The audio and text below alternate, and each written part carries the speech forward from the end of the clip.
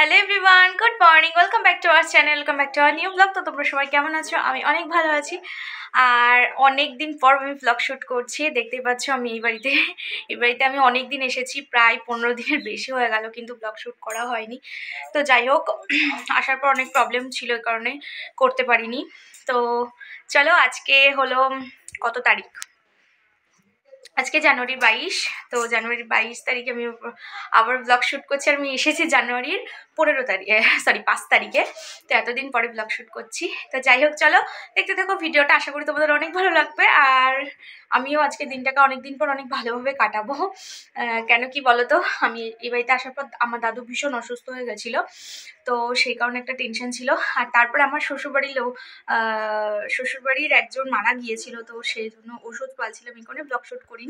তো সমস্ত কিছু হয়ে গেছে।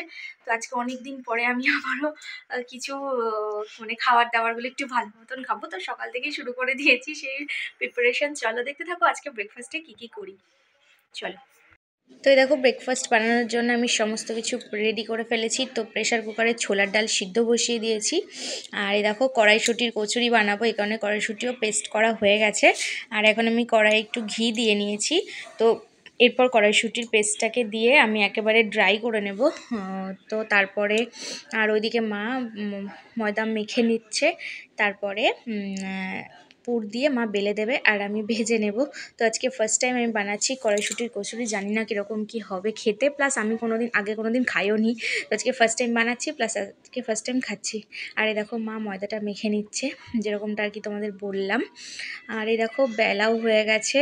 তো খেতে সত্যি বলতে হয়েছিল মোটামুটি লেগেছে, আমার খুব একটা ভালোও লাগেনি, খুব একটা খারাপও লাগেনি। তো যাই হোক, আর ওদিকে ছোলার ডালটাও রেডি হয়ে গেছে। আর আমি ছোলার ডাল অত বেশি পছন্দ করি না, তাই আমার জন্য আমি আলুর তরকারি বানিয়েছিলাম। তো আলুর তরকারি দিয়ে খেয়ে তো এভরিওয়ান, দেখো ব্রেকফাস্ট করা হয়ে গেছে। আর দেখালামই তো তোমাদের যে ব্রেকফাস্টে কি কি আজকে করেছিলাম, কিন্তু একটা জিনিস দেখানো হয়নি, যেটা হলো আলুর তরকারি। মানে ছোলার ডালটা আমার অতটাও পছন্দ হয় না, মানে বাকি সবার জন্য করা হয়েছিল, আর আমার জন্য আলুর তরকারি করেছিলাম। তো আলুর তরকারি দিয়ে খেয়েছি। আর আমি ফার্স্ট টাইম আজকে কড়াইশুঁটির কচুরি আমাদের বাড়িতে করা হলো, প্লাস আমি খেলাম, আমি আগে কোনো দিনও খাইনি। তো যাই হোক, মোটামুটি লাগলো। চলো। আর দেখো, রোদে বসে আছি।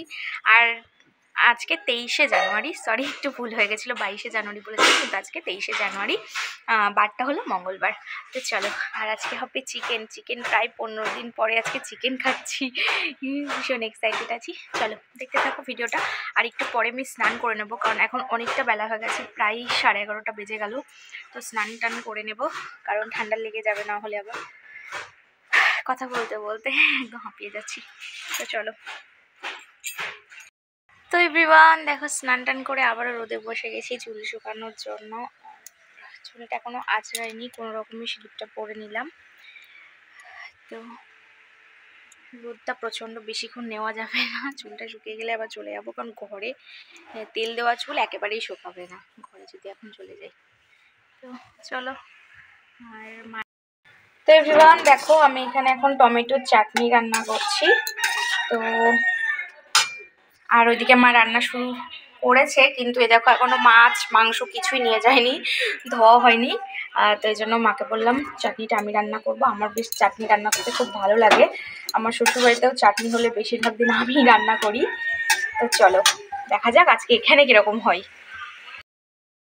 তো দেখো, আজকে হবে চিকেন, আর চিকেনটা ম্যারিনেট করে রেখে দিয়েছে দাদা অনেকক্ষণ আগেই। আর আজকে চিকেন রান্না কে করছে বলো তো? দেখো, খুন্তি ধরার স্টাইলটা দেখেছো? তো আশা করি বুঝতেই পারছো যে কে রান্না করছে। এই যে আমার দাদা রান্না করছে, আর আজকে উনুনে রান্না হচ্ছে। তো রান্নাটা দারুণ হয়েছিল।